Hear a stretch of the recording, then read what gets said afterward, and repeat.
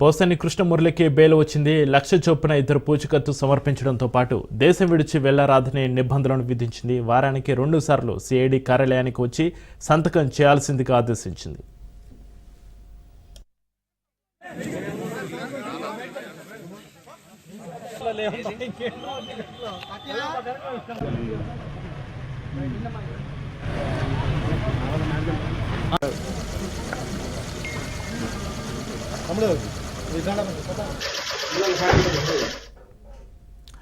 ఇవాళ పోసాని విడుదలయ్యే అవకాశం ఉంది. బెయిల్ పేపర్లో రావడంతో లేట్ కావడంతో నిన్న పోసాని విడుదల కాలేదు. ప్రస్తుతం గుంటూరు జైల్లో పోసాని రిమాండ్ ఖైదీగా ఉన్నారు. మరోవైపు పోసాని విడుదల విషయంలో వైసీపీ అనుమానాలు వ్యక్తం చేస్తుంది.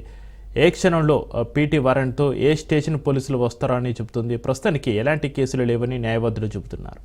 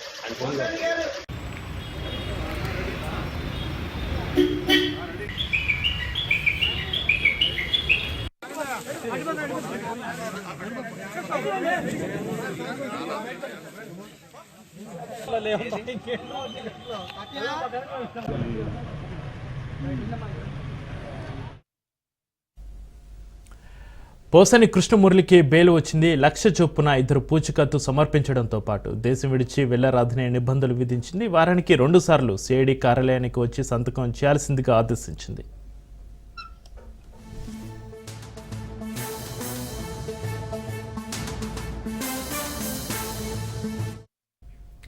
అయితే ఇవాళ పోసాని విడుదలయ్యే అవకాశం ఉంది.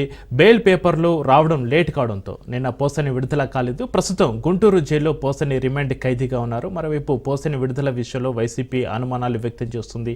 ఏ క్షణంలో పీటీ వారెంట్తో ఏ స్టేషన్ పోలీసులు వస్తారో అని చెబుతోంది. ప్రస్తుతానికి ఎలాంటి కేసులు లేవని న్యాయవాదులు చెబుతున్నారు.